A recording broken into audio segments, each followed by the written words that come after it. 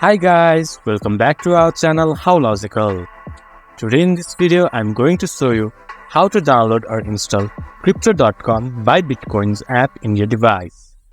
Crypto.com app lets you purchase bitcoin with credit card, debit card, bank transfers or existing crypto holdings directly within the app.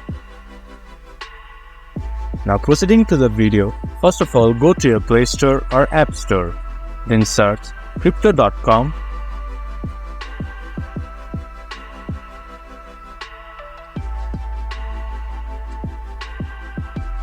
And on the top you can see crypto.com buy bitcoin. Tap on it, then press install.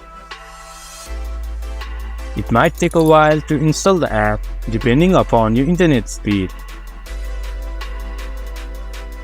Once the app has been installed, open crypto.com app to help you buy and sell your cryptocurrencies. This much for today's video. If you guys find our video helpful, please leave a like and comment. And do not forget to subscribe our channel and hit the bell icon. I'll see you guys again in our next video. Thank you.